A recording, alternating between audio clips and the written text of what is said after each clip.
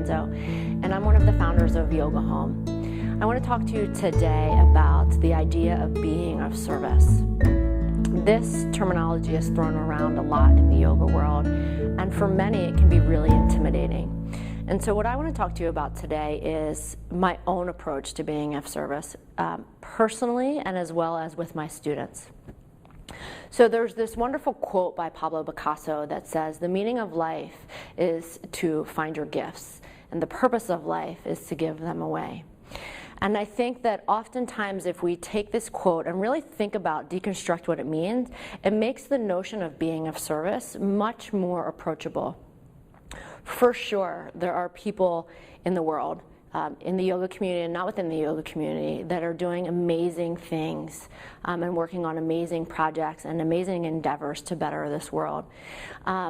However, all of us don't necessarily have that skill set or the resources to start our own nonprofits or to work in the jail systems or to work with youth, right? And so I know that when I first started doing this work, I was really intimidated by the people that I was surrounded by that were doing big projects. And I was almost shut down around the idea because I thought I can never do that. And part of me also was honest about some of those projects I wasn't necessarily drawn to either, so there wouldn't be an alignment. And when there's not an alignment with what you're working on, with your own personal core beliefs and values, then you're 100% most likely not in your purpose. When you're not working from that place, you'll burn out easily, it's not sustainable, and maybe even more importantly, you won't find the joy with being of service. And ultimately, I think that being of service and contributing to this world in whatever way that looks like for you is supposed to be enjoyable. It's supposed to be fulfilling.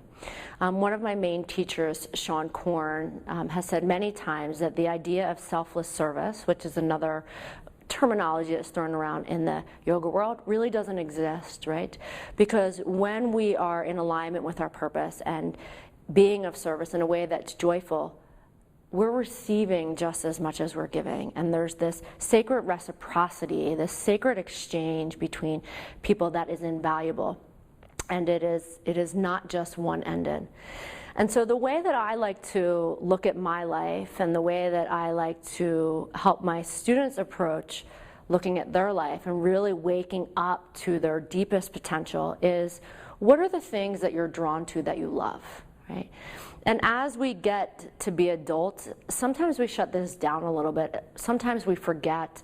Sometimes we've just been conditioned to think this is not what I'm supposed to be doing at this age or this stage in my life.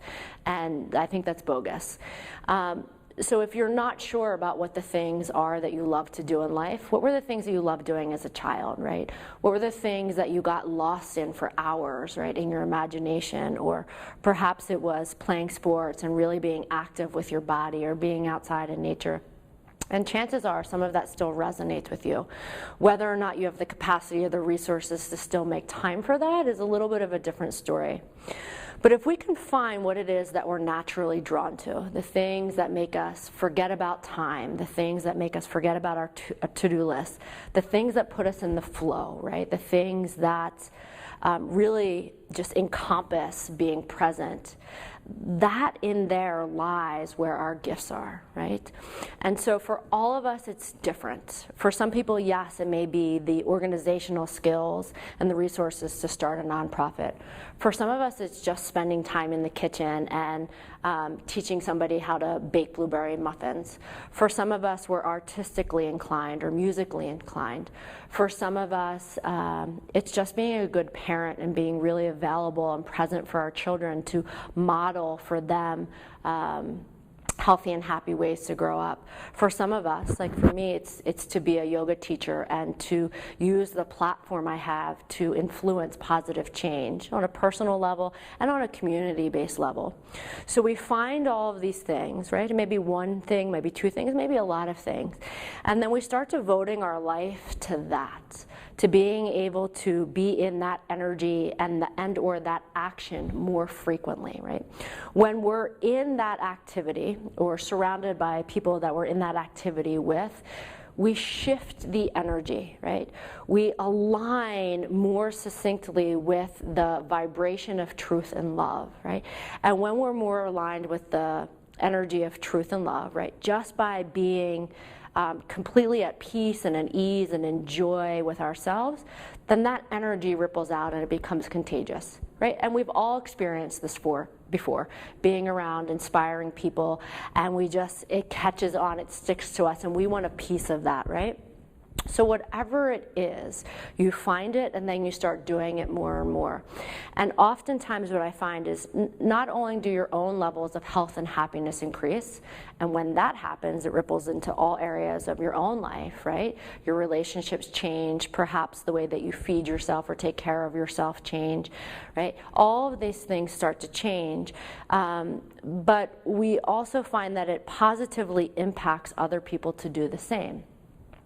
When we do this, what I have certainly found in my own life is no matter how type A I am and how much I want to have the answers of the what's next and the what's after this and how am I going to achieve this goal, etc., if I just stay in that flow and stay in that energy, chances are I'm going to attract exactly what I need from my life, be that situations or people that are going to keep me guided on the path. You know, when I first started practicing yoga, I didn't have the intention to be a teacher. I certainly didn't have the intention of building schools. I didn't have the intention of opening a studio. But I just knew that yoga needed to be a part of my life. And so I just kept practicing. And the rest is history, right? Things unfolded, opportunities presented themselves. I became really clear about what I wanted to do with my life. I became really clear about the things that I was already inherently good at, like bringing people together or using my voice in a way that was in alignment with my desires to be impactful, meaningful, and live a purposeful life. And the situations that this attracted weren't necessarily always pleasant, weren't necessarily always easy, right? We're always going to have circumstances in our life that are challenging, but it doesn't mean that they're not necessary in our own evolution, right? In the evolution of our purpose walking through this world and in the evolution of our soul. So with whatever resources you have, with whatever skills you have, and sometimes even just the capacity and the willingness to reach beyond your limits and be curious and inquire about what it is that you love to do, just do it, right? Little bit by little bit every day.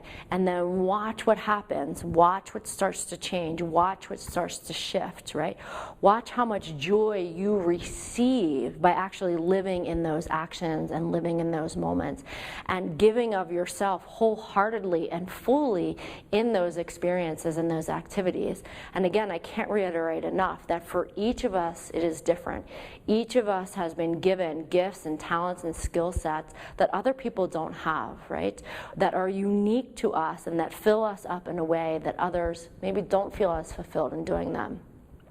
And so it really can be that easy, right? That simple, that your gifts are your service and your offering to the world. And in the end, you will receive unlimited amount of benefits and love and joy as well.